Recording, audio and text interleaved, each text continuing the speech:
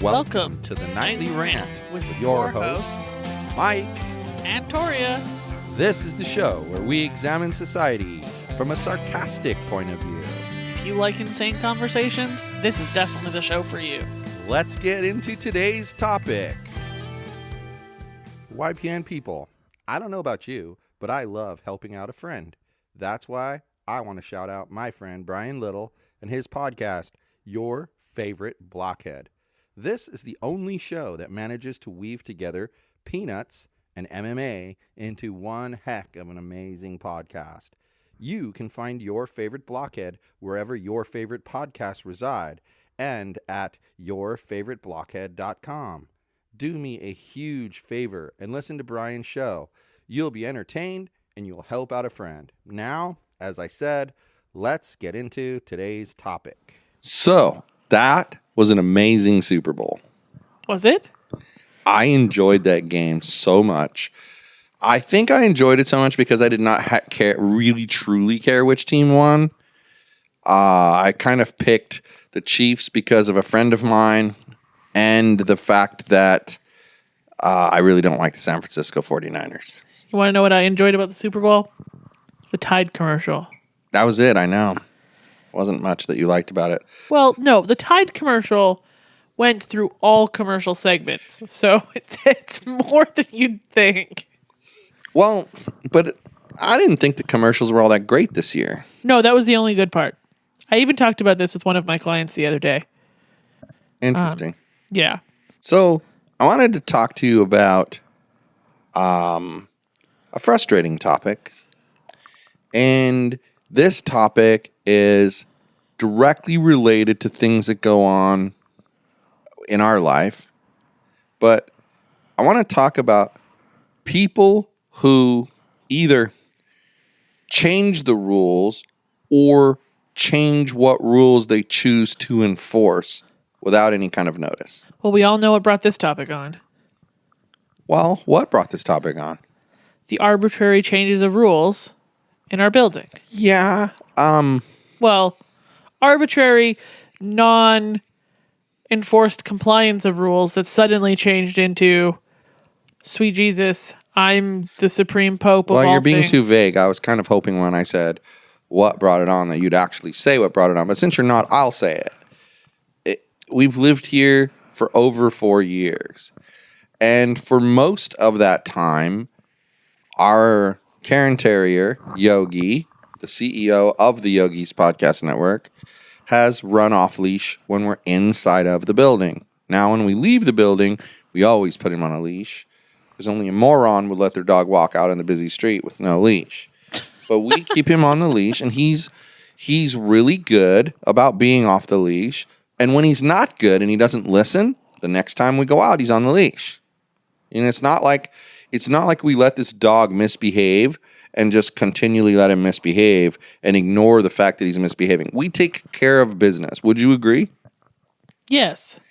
And yet, suddenly we have a change in the management here. New management is afraid of dogs, very clearly. But the existing person who used to work here all this time is suddenly becoming a power-hungry jackal. Fascist? To use a word that Mitchell loves so much? Well, Fascist. And to explain, there we are. We're walking the dog, and we have a path that we follow when we walk the dog inside our building. And we have a path that we walk our dog inside the building. And we're walking, and one night, the guy comes down the stairs, and he's like, breaking the rules, that's your third warning. We have not had 3 warnings. We've literally had no warnings because have you gotten anything in writing that says you've been warned? Nope, nothing. Neither have I. Never. And he's like, dog needs to be on a leash, I haven't even gotten any verbal communication about it before that. And okay, just to tell you guys, I'm sure some of you are sitting there going, well, if the dog's supposed to be on a leash, then put him on a leash. But let me explain something to you guys. As soon as he said that, we kind of converted to during the daytime hours, while that person is here that's afraid of the dogs, we put him on a leash. But in the evenings and the weekends, we don't put him on a leash. We've never had a complaint from a neighbor. No other resident has ever complained. In fact, they all love this dog. Yes, the majority of people who interact with him on a regular basis think he's the sweetest little demon in the entire universe. And so why is that a problem? Like, okay, I'll tell you why it's a problem. When you allow something to happen for such a long time, it's okay to change your mind and decide you want to do things differently. But for crying out loud, come to someone and say, hey, I know we've been, acknowledge your part in it. I know we've been ignoring this, but really he should be on a leash, and I would appreciate it if you put him on a leash. And guess what? I'd put him on a damn leash. Yep, you sure would. But when you're going to be passive aggressive and yell at me, breaking the rules, my God, this is a person who works for the company, lives here, but breaks the rules constantly. Between his brother and him, he has 6 parking spaces when they're only supposed to have 4. Let's not mention the baseball in the parking area. Playing baseball in the parking area. Leaving storage things in the parking spots where they're not supposed to be. Or the fact that whenever it's a holiday, 17,000 children rampage through the building, destroying the plants and leaving all their trash everywhere. Yeah, all these things. And I immediately, I'm going to see if I can find it while we're talking, but I immediately complained to a friend of ours. And in my complaint, I listed so many issues. I said, maybe they should clean the muddy footprints that were out there since May of 2019. Yeah, it's now February of 2020. And in May, I complained because our next door neighbors have children, no problem. And they had a pool party with other kids. And they all got muddy feet because they were coming up the stairs and down the stairs. And at the top of our stairs are muddy footprints. And I can say are muddy footprints because they're still there. Or maybe he should only take 4 parking spaces total for his whole family instead of 6. Or maybe his kids shouldn't be riding scooters in the building since there's a sign that says no skateboards and no scooters. Or maybe he shouldn't have patio furniture outside of his front door because the lease says that's prohibited. Or maybe he should clean the 2nd and 3rd floors once in a while. Or maybe he should get rid of the illegal Airbnb that's in the building. Or possibly he should fix the outside of the gate so that condensation doesn't constantly form on it and keep it from closing. The stupidest reason for a security gate to fail that I've ever seen. And maybe he should make sure the mailboxes aren't broken into again. And maybe they should change the gate code since we all know they've been compromised. Is that a long enough list? And I could go on. I don't think you got all the things. I could go on and on and on and on and on and on. But you're going to come to me and be, breaking the rules. Stick your breaking the rules straight up your ass. In case anybody wondered how he felt about this, stick your breaking the rules straight up what's your wrong ass. with you? And this happens a lot in society where usually it's an inequity. One person does something, someone else does something differently, and the second person or the first person, one or the other, gets chastised and told not to do it, while the other one gets to continue to do it that way.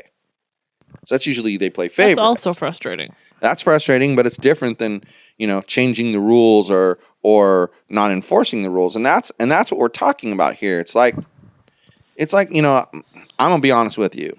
It's one of the big reasons why I don't go on Facebook anymore. Because you guys, we ran a campaign, as you know, we talked about it ad nauseum here. And these people would post 5 derogatory messages. I'm talking the same exact message. They would literally screenshot it and post it over and over and over again. And we would complain about all 5 of them. And 2 of them would get taken down because they, quote, violate community standards. And the other 3 would stay because they, quote, don't violate community standards. I'm going to give you one right now. I just reported something on Instagram. And yes, this one's going to have an E on it for explicit. So if you have kids listening right now, you're going to want to cover their ears, pause this until they're gone because I'm about to say something that kids shouldn't hear. But anyone who uses Instagram knows that you get a lot of direct messages from spammers trying to sell you shit and whatever. And one of the big things that goes on Instagram is you get women who they dress in bikinis all the time or lingerie, and then eventually they send you a DM that says, hey, I have, nudie photos over here if you want to pay. I block those sons bitches. I'm tired of that shit. Like I said, what do I need to pay for your fucking porn for? I can get fucking porn for free 1,000 places on the internet if that's what I want. I don't need your shit. But what irritated me was I get this message today and it comes up on the message request. So clearly we're not connected. And it says, hey, if you want to see my sex show, come over here. And the picture is just imagine a woman bent over about to take it from behind. And ain't nothing covering that shit either. Okay? Horrifying. I reported it. Not 30 seconds later, I get, your report has been reviewed. It does not violate community standards. Okie dokie. Didn't know naked vagina and butt cheeks were okay on Instagram. I mean, isn't that why all these whack jobs put stars and emojis over that shit? Did you report it again? Oh, yeah. And it came back 10 seconds later. Doesn't violate standards. So I give up. But that is why I'm no longer on Facebook. Because how can you tell me that 5 identical posts, only 2 of them are bad and the other 3 aren't? Well, I would also like to know why it violates community standards to tell somebody to fuck off and leave you alone in a private message. Is that not a private message? Why is it violating the community standards? Because the standards for the community also apply to private messages. Because if they didn't apply it to private messages, you could send all the naked photos to other people that don't want them. I could comment on somebody's post to fuck off and leave me alone, and it would not get removed. If someone complained about it, it might. And all you're doing is proving my point. It's bullshit. There's an inconsistency. And then they don't even tell me why. Well, what? Sorry, what was that reported? To me is the stupidest point. How do I even know it was the fuck off and leave me alone? I mean, they want you to engage with other people constantly. And maybe you sent 100 messages that day. Something you posted was in violation of community standards. If it happens again, your account could be shut off. Wow, that's really helpful. Thanks for not even letting me know what it was. It's really helpful. I even went back and I read the message thread again to see if they had removed the offensive message. There's no messages missing from that message thread. That means it probably wasn't even that. It was something else. And right here's the problem. You have no fucking idea what the problem really is. So how are you supposed to stop doing it? It's when the problem occurred. Give you guys an example, since maybe you can't wrap your head around social media stupidity. But suppose you have a significant other and they do something that drives you crazy. And you literally say, if you do that thing again, I'm going to yell at you. Because I'm fucking sick and tired of you doing that thing. What do you think the next thing your significant other is probably going to say? What thing? What thing? And if you don't answer, how on God's green earth do you expect them to know the thing that you don't want them to do? Right? And that's literally what they've done. They've said, you did a thing that we don't like, so don't do it again. But we're not going to tell you what the thing was that you did. Yogi, you did a thing that I don't like. Stop We're just going to lecture you on the fact that you did a thing and shouldn't do the thing. What the hell is wrong with them? What? And this is what bothers me, is that these complaints are responded to by an automated system. Now, right. I 100% understand that there's too many people using the platform for them to have a human review everything. But I personally think a certain percentage have got to be reviewed by a human at the lowest level. And here's why. When they look at something, they themselves could look at it, then take the automated system and run it against it and see what answer it gets. And if the answer doesn't conform with what they're saying, so let's say they say it violates standards and the automated system says it doesn't, they can add a little tweak to the software so that next time it will find that offensive, and suddenly you have consistency. I think it would be just as effective to have some kind of appeal on both sides that it goes and is reviewed by a human. But how can you appeal if you don't know what you're appealing? Exactly. They would have to also tell you what you did that annoyed them. That's the frustrating part. Stupid Facebook. And like sometimes even Instagram, they'll remove something and they'll say, we have let Joe Blow know that their content was offensive. But I guarantee you, hey, I ran that one Instagram for a while to try to grow it and grow it and grow it. Uh-huh. And then when they took it down, they told me I could get it put back up. I just had to answer a few questions. Uh-huh. I didn't care. I let it die. Right. I'm not going to sit there. I had accomplished what I wanted to accomplish. And quite frankly, it was getting sounds crazy as a man, but it was getting tiresome posting those pictures. Like, it was getting tiresome. I was getting just disgusted by having to deal with it anymore. So it was nice that it died, actually.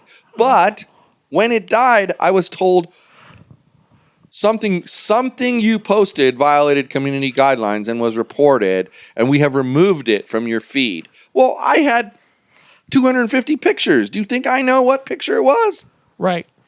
Thanks for the help. Just like I actually spent a decent amount of time on Facebook the last 2 days. I was commenting on things. I have absolutely no idea what I did to offend the Facebook Jesus. Yeah, Though I'm not sure I care at this point either. So that kind of, how did we get off on this tangent? Because it comes right back to inconsistency. If there's a rules. rule, you should enforce it consistently or you should not enforce it consistently. And whichever one you choose, you're allowed to change your mind later. But if you're going to change your mind, you need to let people know that you're changing your mind. Exactly. And give them time to react. Screaming at me that breaking the rules, that just makes you look like an asshole. You realize that's what Facebook is doing. Yes.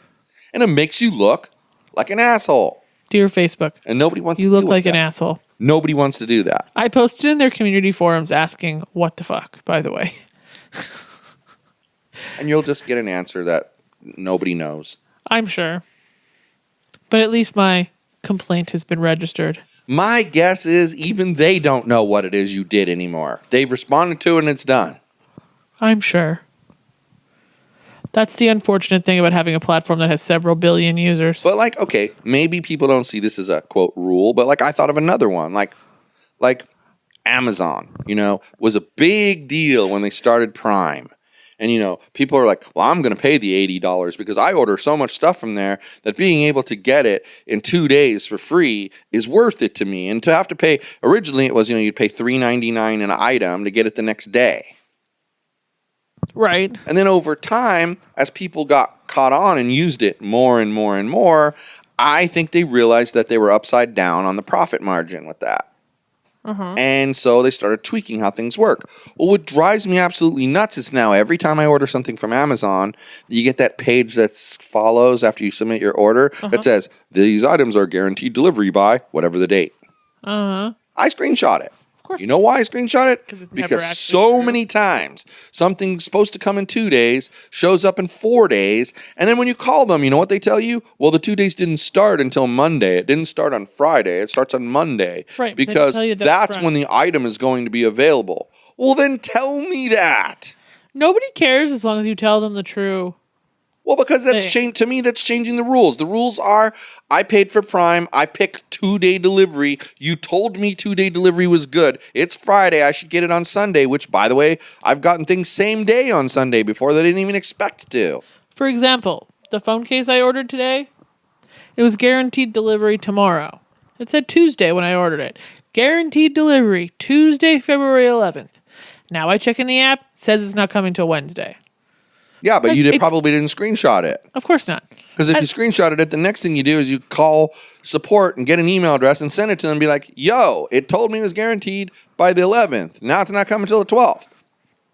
Yeah, but I never have a great time when I talk to their customer service. Well, and here's the thing. Why does that matter? People are asking out there. I hear them. I hear you guys. Why does it matter? It's only one day. I don't like being lied let me to. ask you a question. What if it was, I don't know, a laptop charger, and I had a choice? I could go to Best Buy and pay $40 for the laptop charger and get it right now, Or I could go and spend $35 on Amazon and get it tomorrow. And I've chosen to wait until tomorrow, but I absolutely have to have this thing. And so I'm paying the $35 and I'm going to get it tomorrow because I'm going to save $5 and one day it won't kill me. And then it doesn't come till And then 3 it days doesn't later. come for another couple days? No, that's not fair. I could have gone and bought it for $40 and brought it home same fucking day, but I chose to believe you that you were going to deliver it tomorrow. That's why the rules matter. And here's the thing. I see nothing on their website that ever explains that there's potentially a day when the product will become available, and other than pre-orders, potentially a day the product will become available, and that the prime tick-tock clock starts when that product becomes available. You know what the problem with that is? Amazon is over-promising and under-delivering. If they told me that it was going to come on Thursday and then it came on Wednesday, I'd be like, oh yeah, Amazon's the bomb. Well, but here's the thing. Thanks, Amazon. But here's the thing. Did you get an email telling you that the timing had been changed? Did you get an email? I don't get the emails Nope. from Amazon. No email There you saying go. the timing's been changed. And that, too, is a simple solution to this problem. Sweet Jesus, do you remember the Chromebook charger issue? I Yeah. know that's what you were referring to. Yeah. The whole thing is fucked up. Like, follow your damn fucking rules and everything's gonna be okay. It's like we say, like with Philo. Like we have Philo, our streaming service, and we don't like that sometimes it'll say something's new when it's not new. But that's because they take shows that are similar, like we watch a 90 Day Fiancé and then they have Pillow Talk. Well, Pillow Talk is not 90 Day Fiancé, if you ask me. It's its own show. And so that's one thing that Sling did better. Remember? It used to have it under a different name. Well, that works better because it is a different name. And then I don't watch that one, so I'm not going to ever see that one, so I don't care. But it shows up as new, and it's not new because we already saw the episode. And maybe some people are crazy enough that they watch both. But here's my problem. If I watch only Pillow Talk, I miss part of what actually happened. And if I watch only the other thing, that I don't see the humor in Pillow Talk. But I certainly don't want to watch both because then I end up watching the damn episode twice. Right? So there's no easy solution to that other than to move it out of there and not make it new. But at least they're consistent. They're doing something. You're aware that they're doing it. So when you see something new that you don't think should have something new, you check it and go, oh, look, it's not really new. It's just this Pillow Talk thing. And you're aware ahead of time. And it's not as frustrating then. But to expect something, I mean, what if you hadn't checked? Then tomorrow at like 8:30, I'd be like, fuck Amazon. Where's my shit? Well, yeah, in episode 303, you'd be complaining about it. Rightfully so. I mean, what is the harm? Even if they send a push notification saying there's been a slight delay, your package is coming on Wednesday, I'd be like, all right, thanks for letting me know, bitches. So I don't have any more examples. Neither do I. So before we move on to the new segment, which is going to be our top 3 list, I wanted to mention to you guys that we do a lot of writing in our business, and especially with the Yogi's Podcast Network. And I would not be able to survive if I did not use this particular software called Grammarly. You like Grammarly, don't you? I sure do. It proofreads all my stuff. Grammarly is spelled Grammarly. Grammarly. So grammar with a Ly. Now, you like it, right? Why do you like Grammarly so much? Because I have really, really shit-tastic punctuation. And it fixes that, right? It certainly does. How does it work, though? Like, what is it difficult to use? No. No. Especially not if you use the Edition plugin for Google Docs. Then Yeah. it does it right in there. Yeah, it helps you by showing you that, it underlines it in red. You mouse over it, it tells you it's suggestion. You have a choice. And if you use it this way, it works really well. You have a choice. Accept the change or ignore. Well, And if you ignore, it doesn't bother you anymore. it doesn't just correct grammar anymore. It also corrects the tone of what you're writing. So if you write something and you want it to have a professional tone, it will suggest different terminology to put it in different places. Yeah. So you can get the tone you want. And it's becoming more and more like you said, like they have a plugin for Google Docs. It's becoming more and more widespread. But I find it really super helpful, and I use it all the dang time because I can just quickly whip together some document and then run it through Grammarly, and it's beautiful. So if you guys want to find out about Grammarly, and I know they have a free trial, it's a great thing to try, go to yogispodcastnetwork.com/Grammarly. And yes, we get a little tiny commission, but you don't pay anything more. And the reason that I always mention that is because I want you to understand that if something's $9.99 a month, let's say, just because we get a little bit of a commission, it doesn't charge you extra. You're still paying $9.99 a month. It works like a food delivery service minus the delivery charge. It's like we get a little tiny stipend. So yogispodcastnetwork.com/Grammarly. Give it a try. It's going to improve your writing. You're going to look a lot more intelligent, and people are going to hire you because you're such an intelligent person with such a big vocabulary. It's a top 3 list. Today, we are going to talk about our 3 favorite fast food hamburgers. Now, I want you guys to understand that we're not ranking these number 1, number 2, number 3, number 3, number 2, number 1. We're just telling you our favorite 3 fast food hamburgers. Now, I'm going to start, then you'll go again, then I'll go again, and then you'll finish. So, for me, in my top 3 of all time favorite fast food hamburgers is Shake Shack. In-N-Out Burger. In-N-Out Burger and... strangely, Carl's Jr. Carl's Jr. Not bad. Wendy's. And Fat Burger. Five Guys. Five Guys. So there you have it. For me, I have Wendy's. I have Shake Shack. What was my other one? Fat Burger. And Fat Burger. And you have? In-N-Out Burger, Carl's Jr., and Five Guys. Exciting stuff, guys. Try them out. Go have some cheeseburgers, people. Tell them the Nightly Rant sent you, and they'll look at you like they don't know what the hell you're talking about. But that's okay. Tell them anyway. Help us spread the word. And guys, if you like this show, rate us 5 stars. Give us a 5-star rating and give us a little bit of a review on Apple Podcasts and Google Play Podcasts. Help us out. Share the episodes with your friends on social media. Help us out. Subscribe to our YouTube channel, Yogi's Podcast Network on YouTube.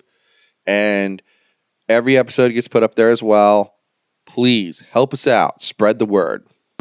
And with that rambling done, good night, everyone. Hasta la bye-bye. Thank you for listening to the Nightly Rant. If you enjoyed the show, please give us a 5-star rating on Apple Podcasts or Google Play. If you didn't enjoy the show, please just ignore that previous request for a rating. This has been a Yogi's Podcast Network production.